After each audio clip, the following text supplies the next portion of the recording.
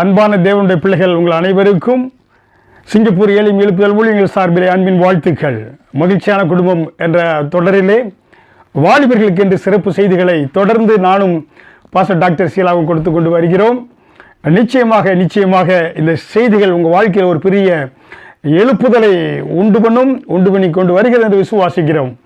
இந்த நாளிலும் கூட பார்க்கின்ற பொழுது வாலிப இந்த வாழ்க்கை ஒரு கயிற்றின் மேல் நடக்கக்கூடிய ஒரு வாழ்க்கையாக இருக்கிறது. கரணம் தப்பினால் மரணம் என்று சொல்லக்கூடிய அந்த கயிற்றின் மேல் நடக்கக்கூடிய ஒரு வாழ்க்கையாக இருக்கிறது. இந்த வாழ்க்கையிலே ஆபத்துக்கள் நிறைந்த காரியங்கள் இருக்கிறது. நீங்கள் எடுக்கக்கூடிய முடிவிலே, நீங்கள் சிந்திக்கக்கூடிய காரியங்களிலே சரியான விதத்திலே அந்த முடிவை எடுக்கவில்லை என்றால் அது உங்களுடைய வாழ்க்கைக்கு ஆபத்தை கொண்டு வரக்கூடியதாக இருக்கும் என்று நம்ம பார்க்கிறோம். இந்த நாளிலும் பாருங்க, முக்கியமாக ஆதியாகமம் 34வது அதிகாரம் வசனம் 12 லேயாள் யாக்கோபுக்கு பெற்ற குமாரத்தி ஆகிய தீனாள் தேசத்து பெண்களை பார்க்க புறப்பட்டால் அவளை ஏவியனான ஏமோரின் குமாரனும் அத்தேசத்தின் பிரபுவுமாகிய சீகேம் என்பவன் கண்டு அவளை கொண்டு போய் அவளிடத்தில் சயனித்து அவளை தீட்டுப்படுத்தினான். இன்றைக்கு இந்த வேத வசனத்தில் பார்க்கக்கூடியது, அதாவது எப்படி ஒரு தனிப்பட்ட மனிதன் தனிமையில் இருக்கின்ற பொழுது அவனுடைய வாழ்க்கையிலே சாத்தான் எவ்வாறாக அவனுடைய சிந்தனைகளிலே செயல்பட்டு அவனை வாழ்க்கையின் தவறான திசைக்குள்ளாக நடத்துகிறான். அதாவது an idle mind is the devil's factory என்று பார்க்கிறோம், devil's workshop. ஒரு தனி மனிதன் தனிமையாக இருக்கின்ற பொழுது அவனுடைய சிந்தனை எல்லாம் சாத்தானுடைய அந்த ஒர்க் ஷாப்பாக, ஃபேக்டரியாக என தவறான காரியங்களை செய்யக்கூடிய தூண்டக்கூடிய காரியமாக மாறுகிறது. அதனால் இங்கே ஆதியாகமம் 34:12 லேயாள் யாக்கோபுக்கு பெற்ற தீனாள் அவள் எவ்வாறாக வாழ்க்கையில் தனிமையாக சென்று தீட்டுப்பட்டால் வாழ்க்கை எவ்வாறாக வீணாய் போனது என்பதை இங்கே பார்க்கிறோம். அவள் பாருங்க, இந்த தீனாளுக்கு 12 சகோதரர்கள், அவளுக்கு முன்பாக 13 அண்ணன் தம்பிகள் இருந்தாங்க. இந்த காரியம் நடக்கின்ற பொழுது தம்பி பென்யமின் அப்பொழுது பிறக்கவில்லை. இவள் ஒரு சாதாரண ஒரு வாலிப பெண். இந்த யாக்கோபும் லேயாளும் ஒரு இடத்துல சென்ற பொழுது அங்கே புதிய ஊருக்கு போகிறாங்க. போகிற இடத்திலே அந்த புதிய இடத்தினுடைய ஊருடைய சுற்றுச்சூழ்நிலை, ஜனங்கள் எப்படி என்பதெல்லாம் தெரியாது. ஆனால் இந்த தீனாள் என்பவள் அந்த ஊரை சுற்றி பார்க்க வேண்டும் என்று அவள் செல்கிறாள். எப்படி செல்கிறாள்? சூழ்நிலையை அறியாதபடி தன்னந்தனியாக செல்கிறாள். பாருங்க, இந்த தீனாளுக்கு வீட்டிலே நிறைய வேலைக்காரிகள் இருக்கிறாங்க, கூட இருக்க அண்ணன் தம்பி இருக்கிறாங்க. இவர்களை அழைத்து சென்று ஊரை சுற்றி பார்க்க சென்று இருக்கலாம். ஆனாலும் இவள் தனிமையில் செல்லக்கூடியவளாக இருக்கிறாள். அதனாலே அருமையான வாலிப தம்பியே தங்கையே, உங்களுடைய வாழ்க்கையிலே நீங்கள் தனிமையாக செல்கின்ற பொழுது உங்களுடைய வாழ்க்கையிலே பேராபத்துகள் காத்து கொண்டு இருக்கிறது. புரியுங்களா? முக்கியமாக அது நீங்கள் தனிமையாக எதிர்ப்பாளரோடு, ஆண் பிள்ளை என்றால் பெண் பிள்ளையோடு நீங்கள் உங்களை அறியாத உறவினர்கள் இல்லாத, அதாவது அண்ணன் தம்பி இல்லாதவர்கள் செல்கின்ற பொழுது அநேக உங்களுக்கு ஆபத்துகள் காத்து இருக்கிறது. ஈவன் இன்றைக்கு இந்திய தேசத்திலே பெண்கள் கூட்டமாக சென்றால் கூட பெண்களுக்கு ஆபத்தும் அதிகமாக இருக்கிறது. நயவஞ்சகர்கள், கொடியர்கள் இந்த நாட்களில் பெண்களை சுதந்திரமாக உலாவ விடுவதில்லை. எங்கள் தேசத்தை எடுத்துக்கொண்டால் சிங்கப்பூர் தேசத்திலே இரவும் பகலும் எந்நேரமும் பெண்கள் சுதந்திரமாக நடமாட முடியும். அவர்களுக்கு பாதுகாப்பு உண்டு. ஏனென்றால் பெண்களுக்கு எந்த ஒரு காரியம் என்றாலும் உடனடியாக 5 நிமிடத்துக்குள்ளாக போலீஸ் அந்த இடத்துக்கு வந்து விடுவார்கள். பெண்களுக்கு பாதுகாப்பு. பெண்களை யாரும் சீண்ட முடியாது, தொட முடியாது. தொட்டுவிட்டு அவர்கள் தப்ப முடியாது. தொட்டால் அவர்களுக்கு சாதாரணமாக தொட்டால்னாக்கா மோலஸ்டட் கேஸில் பிரம்படி, சிறைச்சாலை. புரியுங்களா? பெண்களை அவர்கள் மானமுகப்படுத்தினார்கள் என்றால் அவர்கள் பல ஆண்டுகள் பிரம்படியும் சிறை தண்டனை வகிக்க வேண்டும். ஒருவேளை அவன் இப்பொழுது யாராவது பெண்களை அவர்கள் பாலியல் தொல்லை கொடுத்து விட்டு அவர்கள் அதை மறைத்து விடலாம். ஆனால் இன்னும் 5 ஆண்டுகள் 6 ஆண்டுகளுக்கு அப்புறமும் அதை கம்ப்ளைண்ட் பண்ணால் கூட அரசாங்கம் அதை என்ன செய்வாங்க, அந்த குற்றத்தை அது குற்றமாக எடுத்து அவர்கள் மேலே சார்ஜ் ஷீட் ஃபைல் பண்ணி அவர்களுக்கு தண்டனை கொடுப்பார்கள். அதனால் எங்கள் சிங்கப்பூர் தேசத்தில் 10 வருடமோ 20 வருடமோ குற்றத்தை முடித்துவிட்டு எத்தனை வருடங்கள் ஆனாலும் தப்பித்துக் கொள்ள முடியாது. சட்டம் கடுமையாக இருப்பதனாலே பெண்களுக்கு பாதுகாப்புள்ள ஒரு தேசமாக இங்கே இருக்கிறது. ஹல்லேலூயா. அதனால் வாலிப தம்பியை தங்கையை நீங்கள் யாராக இருந்தாலும் என்ன எதிர்ப்பாளரோடு தனியாக செல்லாதீர்கள். நீங்கள் ஒரு முறை நீங்கள் பார்த்தீங்கன்னா கரைப்பட்டு போய்விட்டால் மற்றவர்களுக்கு அதை மறைத்து விடலாம். ஆனால் உங்கள் இருதயத்தில் அது எப்பொழுதும் உங்களுக்கு குற்ற உணர்ச்சியை கொடுத்து கொண்டே இருக்கும். அதனாலே அது ஆறாத ஒரு புண்ணாக இருக்கும். அதனாலே நீங்கள் ஏன்னா பார்த்தீங்கன்னாக்க எதிர்ப்பாளரை நம்ப வேண்டாம், எங்கேயும் தனிமையாக செல்ல வேண்டாம். புரியுங்களா? அதனால பாருங்க, உங்க வாழ்க்கையில ஒருவேளை தெரிந்த தாத்தா தானே நம்ம அவர் என்ன செய்ய போறாரு, நீங்க தனிமையில என்ன செல்ல வேண்டும் என்று நினைக்க கூடாது. இல்ல பாட்டி தானே நீ தனிமையில சென்று சந்திப்போம் என்று நினைக்க கூடாது. இல்ல தேவ மனிதன் தானே, அவர் ஒரு தீர்க்கதரிசி தானே, அவர் ஒரு இவாஞ்சலிஸ்ட் தானே, அவர் ஒரு அப்போஸ்தலர் தானே, அவர் ஒரு போதகர் தானே என்று சொல்லி ஏன்னா தனிமையில நீங்க சென்று இதை சந்திக்க கூடாது. அப்படி சென்று சந்தித்தவர்கள் அநேகர்கள் சீரழிந்து போயிருக்கிறார்கள். அதனால ஒருவேளை ஏன்னா அக்காவு திருமணமாகி அக்காவுக்கு என்ன பிரசவம் இருக்கலாம், பிரசவத்துக்கு உதவிக்கு அக்கா வீட்டுக்கு செல்கிறேன் என்று சொல்லி என்ன வாலிப பிள்ளைகள் செல்லக்கூடாது, பெற்றோர்களும் அனுமதிக்க கூடாது. அப்படித்தான் தமிழ்நாட்டில் எடுத்துக்கூட அநேக எனக்கு தெரிந்த எம்பிக்களே முதல் மனைவி பிரசவத்துக்காக வந்த தங்கச்சியை 2வது மனைவியாக சேர்த்து கொண்டார்கள். இன்றைக்கும் அந்த எம்பிக்கள் இருக்கிறார்கள். புரியுங்களா? அதனால் அருமையான தேவனுடைய பிள்ளைகளே, தனிமையாக எங்கும் பெண்களோ வாலிபர்களோ செல்லாதீர்கள். ஹல்லேலூயா. அதனால் இங்கே பார்க்கிறோம், தீனால் தனிமையாக சென்று தீட்டுப்பட்டு போய்விட்டால் என்று பார்க்கிறோம். கூட ஏன்னா தன்னுடைய வேலைக்காரிகளோ இல்ல சகோதரனை அண்ணன் தம்பியோ அழைத்து கொண்டு செல்லாததுனாலே அவ என்ன செய்கிறா பாருங்க, வசனத்தில் சொல்லப்பட்டது போல லேயாள் யாக்கோபுக்கு பெற்ற குமாரத்தியாக தீனால் தேசத்து பெண்களை பார்க்க புறப்பட்டாள். அவளை ஏவியனான ஏமோரின் குமாரனும் அத்தேசத்து பிரபுமாகிய சீகம் என்பவன் கண்டு அவளை கொண்டு போய் அவளுடைய சயனித்து அவளை தீட்டுப்படுத்தினான் என்று பார்க்கிறோம். ஹல்லேலூயா. அதனாலே எதிர்ப்பாளரோடு பழகுகிற காரியத்திலே நீங்கள் வசனத்தின்படி விலகி ஓட வேண்டியது மிக அவசியம். புரியுங்களா?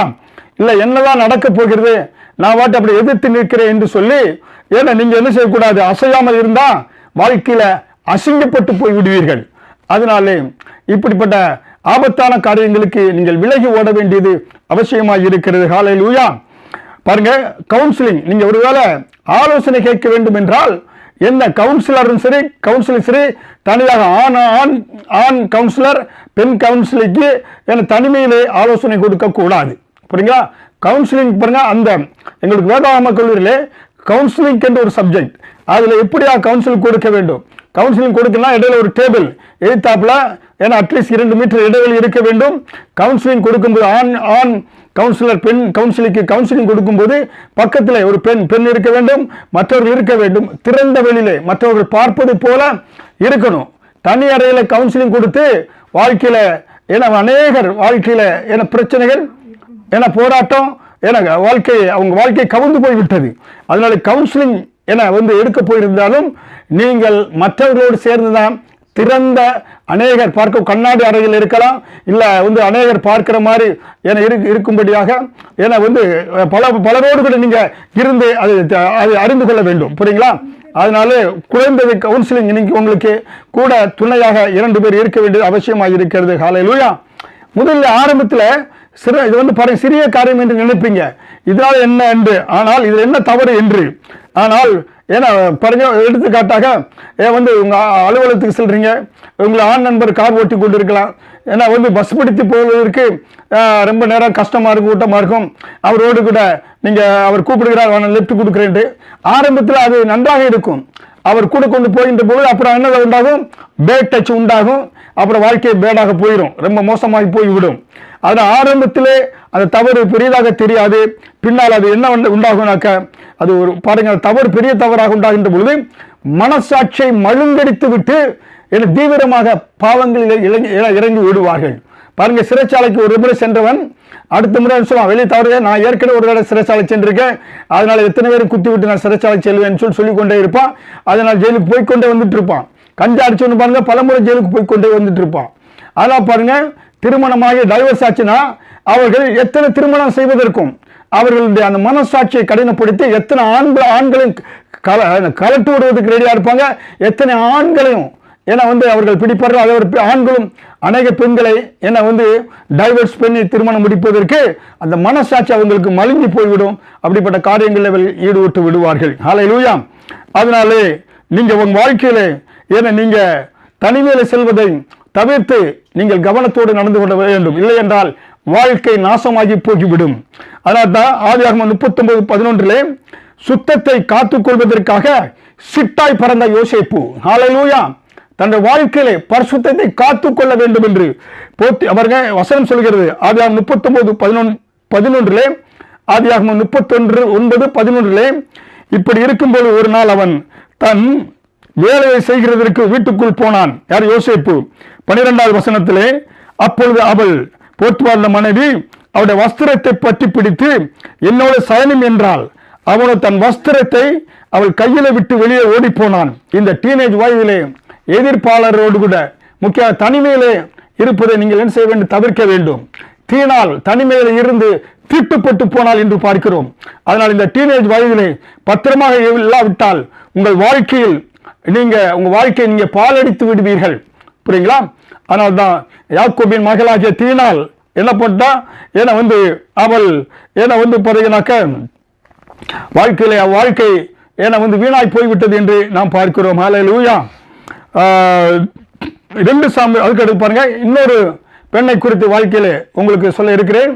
2 சாமுவேல் 13வது அதிகாரம் 8வது வசனத்திலே தாவீதின் குமாரத்தி ஆகிய தாமார் பாருங்க. 2 சாமுவேல் 13:8 தன் சகோதரனாகிய அம்னோன் படுத்துக் கொண்டிருக்கிற வீட்டிற்கு போய் மாவெடுத்து பிசைந்து அவன் கண்களுக்கு முன்பாக தட்டி பணியாரம் சுட்டு சட்டியை எடுத்து அவனுக்கு முன்பாக அவைகளை வைத்தாள். ஆனாலும் அவன் சாப்பிட மாட்டேன் என்றான். பின்பு அம்னோன் எல்லோரும் என்னை விட்டு வெளியே போகட்டும் என்றான். எல்லோரும் அவனை விட்டு வெளியே போனார்கள். 14வது வசனத்திலே 2 சாமுவேல் 13:14 அவள் சொல்ல கேட்க மாட்டேன் என்று அவளை பலவந்தமாய் பிடித்து அவளோட சயனித்து அவளை கற்பழித்தான்.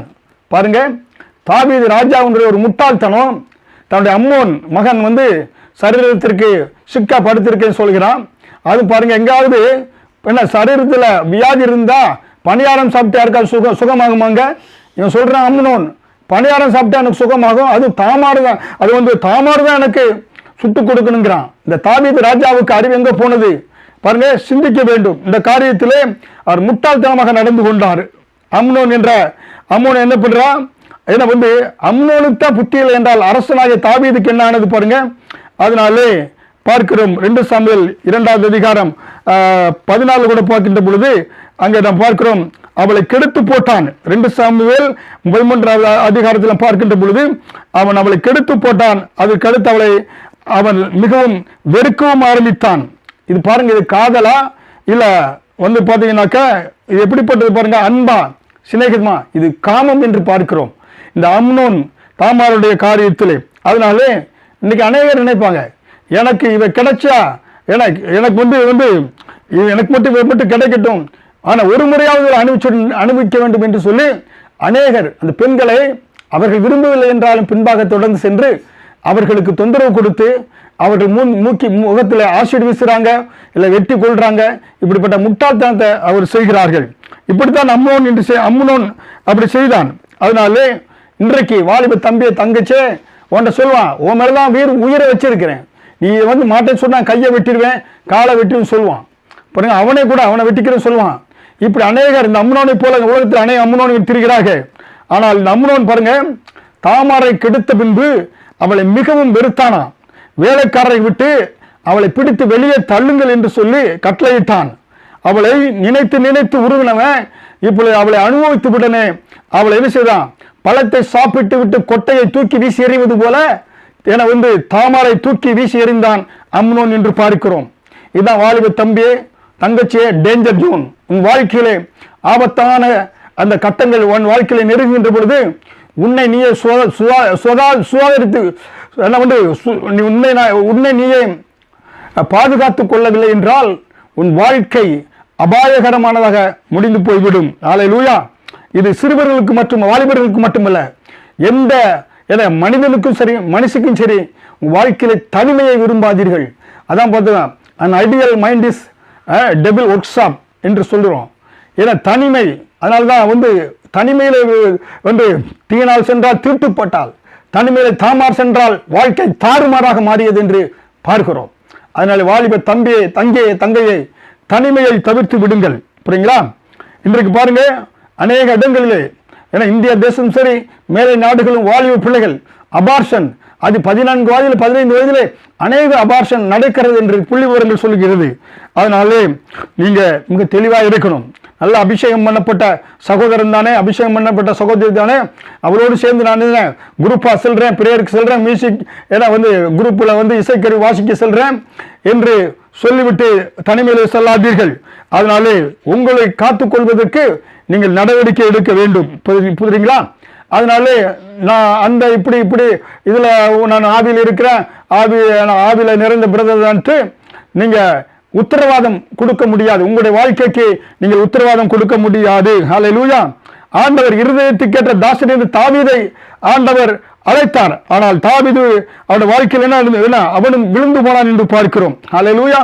அருமையான வாலிபர்களே, வாலிப தம்பிகளே, தங்கதிகளே, நீ எந்த ஊராக இருந்தாலும் எப்படிப்பட்ட மனிதனாக இருந்தாலும் சரி, இந்த சாத்தானுடைய கண்ணிலிருந்து தப்பித்துக் கொள்ள முடியாது. ஹல்லேலூயா! அதனால்தான் தனிமை, புரியுங்களா? தனிமையை நீங்கள் தவிர்க்க வேண்டும். ஹல்லேலூயா! இந்த தேசத்துல ஆட்டோல பின்னால் எழுதி வச்சிருப்பாங்க, சாலையை பார்த்து ஓட்டு, சேலையை பார்த்து ஓட்டாதே, மரணம் நிகழ்ந்து விடும் என்று சொல்லுவார்கள். ஹல்லேலூயா! இது வாழ்க்கைக்கும் மிக பொருந்தக்கூடியதாக இருக்கிறது. காரணம், வாழ்க்கையிலே கவனம் தவறினால் மரணம். ஹல்லேலூயா! அதனால்தான் இப்படிப்பட்ட வலைகளிலே நீங்கள் சிக்கி விடாதீர்கள். ஒருபோது என்ன செய்றீங்க, ஒருவேளை நீங்க வேலை நிமித்தமோ இன்டர்வியூ காரியங்களுக்கோ எந்த காரியங்களுக்கும் தனிமையில் செல்ல வேண்டும் இருந்தால் அதை தவிர்த்து விட்டு நீங்கள் துணைக்கு யாராவது அழைத்து செல்லும்படியாக, உங்களுடைய பெற்றோர்களையோ அழைத்து செல்லும்படியாக நீங்க சொல்ல வேண்டும். புரியுங்களா? அதனால்தான் பாருங்க, இன்னொரு வாலிபனை குறித்து சொல்கிறேன். ஏன்னா அவனுடைய வாழ்க்கையிலே தனிமையாக இருந்து அவன் வாழ்க்கையில அவன் என்ன செய்தான், சீரழிந்து போனான். அவன் வாழ்க்கை சீரழிந்து போனதுக்கு என்ன காரணம், அவன் அந்த வாலிபன் சாம்சனை குறித்து உங்கள் மத்தியிலே சொல்ல இருக்கிறேன். புரியுங்களா? ஏன்னா ஜட்ஜஸ் 14 சாப்டர் 14 verse 1, நீதிமொழிகள் 14வது அதிகாரம் வசனம் 1 சிம்சோனை குறித்து நாம் பார்க்கிறோம். சிம்சோன் பாருங்க, அவன் எப்படிப்பட்டவனாக இருந்தான், தனிமையில இருந்து விழுந்து போனான். எப்படி? he failed in the sexual aspect, he wasted life of failure. சில மாமிச இச்ச காரியங்களிலே அவன் விழுந்து போனான். அவனுடைய வாழ்க்கை தோல்விகர ஒரு வாழ்க்கையாக இருந்தது.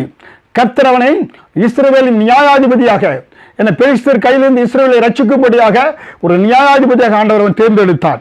அவனுடைய வாழ்க்கையிலே பாருங்க, அவன் ஒரு அபிஷேகத்தில் நிரப்பப்பட்டவன், ஆவியினால் நிரப்பப்பட்டவன். அப்படிப்பட்ட அவன் வாழ்க்கையிலே தோல்வி, தனிமையாக இருந்ததுனாலே தோல்வி, பயங்கரமான தோல்வி ஏற்பட்டது. அது 10 தோல்விகளை 10 காரியங்களை உங்கள் மத்தியிலே நான் சொல்ல இருக்கிறேன். அவன் பாருங்க, முதல்ல என்ன செய்யனாக்கா, நியாயாதிபதிகள் 14:1 அவன் பெலிஸ்தர் நடுவே சென்றானா. அவன் பெலிஸ்தர்கள் நடுவிலே அங்கு சென்றானா. வேதம் சொல்கிறது, பெலிஸ்தர்கள் கானானியர்கள், அவர்கள் தேவனை வணங்காதவர்கள், அவர்கள் மத்தியிலே இஸ்ரவேலர்கள் செல்லக்கூடாது. ஆனால் இந்த சிம்சோனா எங்க சென்றான்? he went where he should not love gone, எங்க போகக்கூடாதோ அந்த இடத்திற்கு இவன் சிம்சோன் சென்றான் என்று பார்க்கிறோம். புரியுங்களா? அதனாலே இந்த பெலிஸ்தர்கள் எப்படிப்பட்டவங்க? Philistines did not love God. Israelites were forbidden to go to the land of the Philistines. பாருங்க, அவர்கள் கர்த்தரை வணங்காதவர்கள், அவர்கள் இடத்திற்கு இவன் தனிமையிலே சென்றான். பாருங்க, இந்த சிம்சோனுடைய வாழ்க்கையிலே எந்த ஒரு ஆலோசனை, பெற்றோருடைய ஆலோசனை கேட்கல. ஏன்னா இவன் தனிமையில செல்லக்கூடியவனாக இருக்கிறான். இரண்டாவது அவன் பாருங்க, செல்லக்கூடாத இடத்துக்கு சென்றான். இரண்டாவது மற்றவர்களை உட்படுத்தினான். அந்த பெலிஸ்தர் இடத்துக்கு சென்று இவன் என்ன செய்தான், அங்க ஒரு பெண்ணை பார்த்து அது பெற்றோர்கள் எடுத்து சொல்லி அவர்களின் பெற்றோர்களை அங்க கூட்டு கொண்டு செல்றான். என் ஆசை விருப்பம் இதான் இவள் மேல என்று சொல்லி பெற்றோர்களை அங்க கூட்டுக்கொண்டு செல்லக்கூடியவனாக இருக்கிறான். ஏனென்றால் பெலிஸ்தர்கள் விருத்த சேதனமற்றவர்கள், கர்த்தருக்கு காணியாட்சிக்கு புறம்பானவர்கள். அதனாலே இரண்டாவது தான் போகக்கூடாத இடத்துக்கு சென்றது மட்டுமல்ல, தான் பெற்றோரையும் அங்கே அழைத்துக் கொண்டு சென்றான் என்று பார்க்கிறோம். மூன்றாவதாக he partake of the forbidden, வேதத்தில் தேவன் ஒதுக்கப்பட்ட அந்த காரியத்தை இவன் பங்கு பெற்றான் என்று நியாயாதிபதிகள் 13வது அதிகாரம் 8-9 பார்க்கின்ற பொழுது 8-9 பார்க்கிறோம். 14:7 அப்பொழுது அந்த பெண் சிம்சோனுடைய கண்ணுக்கு பிரியமாய் இருந்தாள் என்று பார்க்கிறோம். ஏன்னா இவன் பாருங்க, ஏன்னா அந்த அவளை பார்த்தோன்னு இவனுக்கு பிரியமாக இருந்து கண்ணுக்கு பிரியமானது. அவன் பெலிஸ்தரை விருத்த சேதனம் அற்றவர்கள் என்று பார்க்கிறோம். இந்த சிம்சோன் என்ன பண்ணுகிறான், ஏன்னா அவளை பார்க்க சென்ற போது ஒரு சிங்கம் எதிர்பட்டது. அந்த சிங்கம் எதிர்பட்ட பொழுது அந்த சிங்கத்தை அடித்து தன் கைகளால் அடித்து கொண்டு போட்டுவிட்டு திரும்பி வருகின்ற போது அந்த சிங்கத்தின் எலும்பு கூடாக ஸ்கெலிட்டன் இருக்குது, அதுக்குள்ள தேன் இருக்குது. அந்த தேனை எடுத்து அவன் சாப்பிடுகிறான். ஏன்னா லேவியராகமம் 11:27 4 கால் மிருகங்கம் மற்ற இதெல்லாம் தொடக்கூடாது, இதெல்லாம் தீட்டுப்பட்டது என்று வேதம் சொல்லுகிறது. அவன் அதனால அந்த மிருகத்துக்குள்ளாக சிங்கத்துக்குள்ளாக செத்துப்போன அந்த ஸ்கெலிட்டனுக்குள்ளாக அது மொய்த்து அநேக விதமான காரியங்கள் இருக்கும், அதில் இருக்கிறத எடுத்து அவன் சாப்பிட்டான் என்று பார்க்கிறோம். அதில் பங்கு பெற்றான். ஏன்னா பாருங்க, சிம்சோன் ஒரு நசரேய விரதம் பூண்டவன். நசரேய விரதம் பூண்டவர்கள் எப்படி இருக்க வேண்டும் என்று வேதத்தில் சொல்லப்பட்டிருக்கிறது. பாருங்க, இங்கே 4வது தவறு சொல்கிறான். He followed the pattern of the world and did customary things. அவன் என்ன செய்கிறான், அவன் விருந்து செய்தான். அந்த பெண்ணை பார்த்து ஏன்னா விருந்து கொண்டாட ஆரம்பிச்சிருக்கான். இந்த உலகத்தான் செய்வது போல விருந்து சென்றான். பெலிஸ்த பெண்ணை பார்த்து ஏன்னா விருந்து ஆட்ட அந்த ட்ரிங்க்ஸ் எல்லாம் குடிக்க ஆரம்பிச்சிருக்கான். 5வது he became a party boy. ஏன்னா நியாயாதிபதிகள் 14:11-12 பார்க்கின்ற பொழுது 30 தோழர்களை கூப்பிட்டு அங்கு பாட்டி நசரேய விரதம் போன்றவன் ஏன்னா திராட்சை ரசமோ மதுபானமோ ஏன்னா எந்த பிரிவரேஜையும் சாப்பிடக்கூடாது. இவன் பார்ட்டியில் பங்கு பெற்று அதில் மூழ்கக்கூடியவனாக இருந்தான் என்று பார்க்கிறோம். அதை பார்த்தீங்கன்னா ஜட்ஜஸ் 13:13 ஆனால் தேவனை அவன் தேவனுக்கென்று நசரனாக இருந்தான் என்று அவங்க ஆனால் அவங்க அப்பா ஏன்னா அவனை அங்கே வேறுபடுத்தியிருந்தாங்க. ஆனால் அவன் பாருங்க, அதனால தான் என்ன செய்தான், இப்படி மதுப்பானம் நண்பர்களோடு பாட்டி பாய் இருந்ததுனாலே நியாயாதிபதிகள் 14:20 அவன் மனைவியை அவனுடைய தோழருக்கு கொடுக்கப்பட்டான். பாருங்க, பாட்டியெல்லாம் செஞ்சு அவனோட சொன்ன அந்த மனைவியை பெலிஸ்த அந்த மனைவியை ஏன்னா தோழருக்கு தன்னுடைய நண்பனுக்கு கொடுத்து விட்டான் என்று பார்க்கிறோம். 6வதாக இந்த இவன் தனிமையிலே சென்றதினாலே தவறு என்ன செய்தான், நியாயாதிபதிகள் 16:1-2 he began to play the field for the second time. Samson went back to the காசாவுக்கு சென்று அங்கே என்ன செய்கிறான், ஒரு வேசியினிடத்தில் அவன் போகக்கூடியவனாக இருக்கிறான். ஏற்கனவே பெலிஸ்தனிடத்தில் சென்றான், அதை விட்டு இப்போ ஒரு வேசியினிடத்தில் செல்லக்கூடியவனாக இருந்தான் என்று பார்க்கிறோம். அடுத்ததாக 7வதா பாருங்க, அவன் அடுத்தாக he met his match. இன்னொரு பெலிஸ்த பெண்ணை அவன் தெலிலாள் என்ற பெண்ணை தேர்ந்தெடுத்துட்டான். முதல்ல என்னது, அங்கே ஒரு பெலிஸ்த பெண்ணை போனால் அதோட ஏன்னா இருந்து பெண்ணாக்கி திருமணம் முடித்து அதை கழட்டி விட்டுட்டான். அடுத்ததாக வேசிய இடத்துல சென்றான். பாருங்க, மாமிச இச்சைகளை அடக்கக்கூடாதவனாக கர்த்தருடைய ஆவியினால் அபிஷேகம் பண்ணப்பட்டவன், நசரேய விரதம் பூண்டவன், ஏன்னா தீட்டு உள்ளவன் தொடக்கூடாது. ஆனால் இவனுடைய வாழ்க்கை அனுதினமும் மாமிசத்தில் விற்கப்பட்ட ஒரு வாழ்க்கையாக இருந்தது. தொழிலாளத்தில் சென்று சென்றான் என்று பார்க்கிறோம். புரியுங்களா? அப்படிதான் 8வது பார்க்கின்ற பொழுது he lost his sources of power. அவன் தொழிலாளர் அவரிடத்தை மீண்டும் மீண்டும் கேட்டதுனாலே அவனுடைய வல்லமையை பலனை அவன் பெலிஸ்தர்களை 1000 பேர்களை கொண்டு போட்டான். வல்லமையுடைய பராக்கிரமசாலியாக இருந்தான். அவனுடைய பலனை அவனுடைய சரீரத்தில் வல்லமையை இழந்து போனான் என்று பார்க்கிறோம். ஏன்னா தனிமையிலே அவன் தொழிலாளத்தில் சென்றதினாலே அவளுடைய வாழ்க்கையில வலையில விழுந்ததினாலே. 9வதாக he was bound. அதாவது நியாயாதிபதிகள் 16:11-16:21 பெலிஸ்தர்கள் அவனை பிடித்து அவன் கண்களை பிடுங்கி அவனை காசாவுக்கு கொண்டு போய் அவனுக்கு 2 வெண்களை விளங்கிட்டு சிறைச்சாலையில் மாவரைக்க வைத்தார்கள் என்று பார்க்கிறோம். தனிமையில் சென்றதினாலே இப்படிப்பட்ட காரியங்களில் அவன் ஈடுபட்டான் என்று பார்க்கிறோம். அடுத்ததாக 10வதாக he died in disgrace. அவனுடைய அந்த வாழ்க்கை அவனுடைய மரணம் இப்படிப்பட்ட இதாக இருந்தது. நியாயாதிபதிகள் 16வது அதிகாரம் வசனம் 31 என்ன பண்ணுப்பா, வீட்டில் தங்கியுள்ள 2 தூண்களில் பலமாய் சாய்க்க அவரும் மற்றவர்களும் கொல்லப்பட்டார்கள் என்று நாம் பார்க்கிறோம். புரியுங்களா? அப்போ அவன் பாருங்க, அவனுடைய மரணம் ஒரு பயங்கரமான ஒரு மரணமாக இருந்தது என்று நாம் பார்க்கிறோம். புரியுங்களா? அப்போ பார்க்கின்ற பொழுது அவன் ஒரு ஏன்னா வந்து இஸ்ரவேலுடைய நியாயாதிபதியாக இருந்தவன் யாரு? சிம்சோன். அவன் தனிமையிலே ஏன்னா வந்து பெற்றோர்களை விட்டு பிரிந்தான், நண்பர்களை விட்டு பிரிந்தான். அவன் மறிக்கின்ற போது கூட அவனுடைய சகோதரர்களும் சொந்தக்காரங்க அவன் எடுத்து அடக்கம் பண்ணாங்களாம். சொந்த சகோதரர்களை விட்டு பிரிந்து தனிப்பட்ட யாருடைய ஆலோசனையும் இல்லாமல் தனி மனிதனாக ideal man mind is devil work shop. ஏன்னா அதுக்கு முழு உதாரணம் யாருனாக்கா சிம்சோன் என்று பார்க்கிறோம். ஹல்லேலூயா. அதனாலே சிம்சோனுடைய வாழ்க்கை நமக்கு மிகவும் எச்சரிக்கையாக இருக்கிறது. சிம்சோனை ஆண்டவர் எப்படியாக நசரேய விரதம் பூண்டவனாக தேர்ந்தெடுத்தார். வேதத்திலே நசரேய விரதம் பூண்டவர்கள் 4 பேர்கள் என்று நாம் பார்க்கிறோம். புரியுங்களா? அதில் ஒன்று பார்த்தீங்கன்னாக்கா ஏன்னா பழைய ஏற்பாட்டிலே சிம்சோனை பார்க்கிறோம், இரண்டாவதாக சாமுவேலை பார்க்கிறோம், மூன்றாவதாக பார்க்கிறோம் ஜான் த பேப்டிஸ்ட், நான்காவதாக நம்ம அருமை இரட்சகராகிய இயேசு கிறிஸ்து. அதனாலே இந்த நசரேய விரதம் வேதத்திலே சொல்லப்பட்டிருக்கிறார். இந்த நசரேய விரதம் பூண்டவர்கள் 3 காரியங்களை செய்யக்கூடாது. ஒன்று அவர்கள் என்ன செய்யனாக்கா they were not allowed to eat or drink anything made from grapes. அதாவது திராட்சை ரசத்தினால் செய்யப்பட்ட எந்த ஒரு மதுவையோ அவர் சாப்பிடக்கூடாது, பீவரேஜை சாப்பிடக்கூடாது, எஸ்பெஷலி ஒயினை சாப்பிடக்கூடாது. ஏன்னா வந்து but also vinegar and resins beverage இதெல்லாம் வந்து என்ன செய்யக்கூடாது, அவர்கள் சாப்பிடக்கூடாது நசரேய விரதம் பூண்டவர்கள். ஆனால் இங்கே சிம்சோன் பார்ட்டி பாயாக இருந்தார் என்று பார்க்கிறோம்.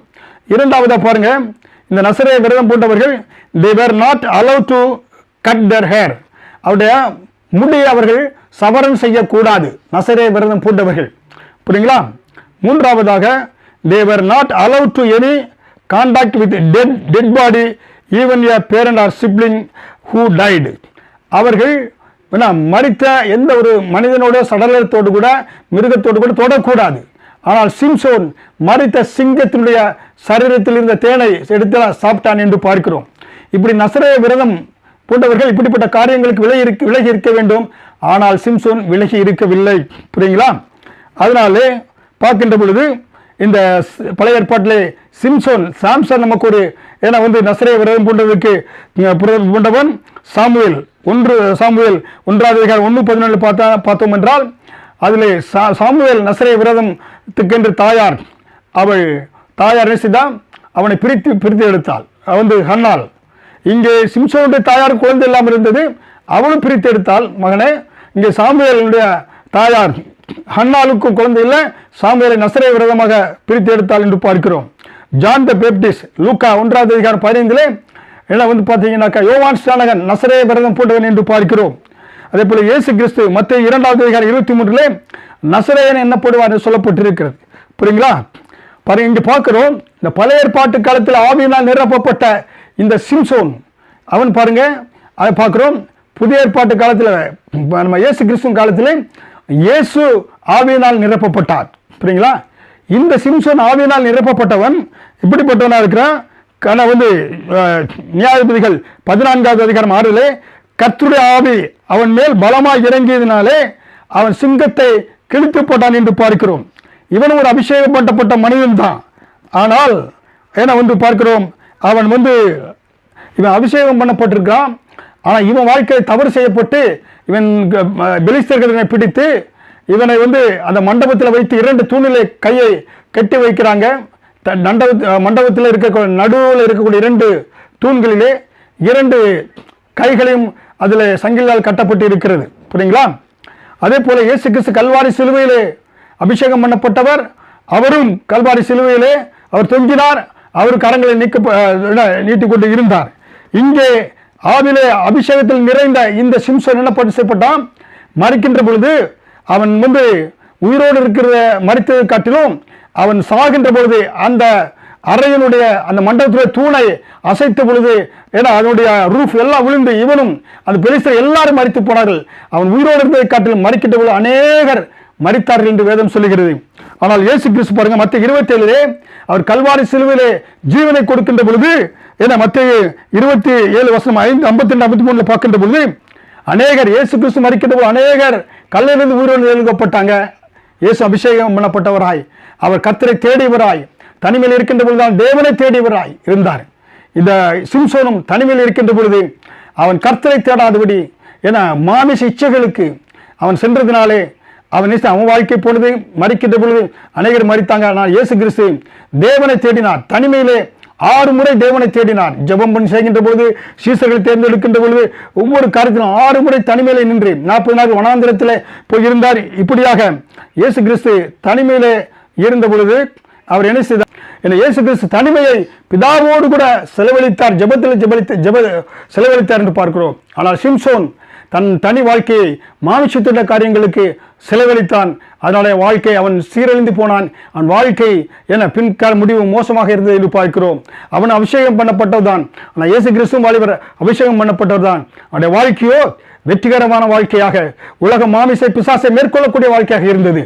அருமையான வாலிப பிள்ளைகளே, உங்களுடைய வாழ்க்கை இயேசுவை முன்னுதாரணமாக வைத்து அவரை நீங்கள் உங்கள் தனிமையிலே இயேசுவையே நாட வேண்டும், இயேசுவுக்கே என அவரை நோக்கி பார்க்க வேண்டும் என்று நீங்கள் அர்ப்பணித்து வாழ்கின்ற பொழுது உங்கள் வாழ்க்கை வெற்றிகரமான வாழ்க்கையாக, ஜெயமுள்ள வாழ்க்கையாக இருக்கும். கர்த்தர் உங்களை அநேகருக்கு ஆசீர்வாதமாக பயன்படுத்துவார். தொடர்ந்து வார்த்தைகளை வாலிபருக்குள்ள வார்த்தைகளை கவனிங்க. கர்த்தர் உங்கள் வாழ்க்கை நிச்சயமாக ஒளி விளக்காக, கலங்கரை விளக்காக, உலகத்திற்கு உப்பாக வெளிச்சமாக மாற்றுவார். கர்த்தர் தாமே உங்களை ஆசீர்வதிப்பாராக. ஆமேன்.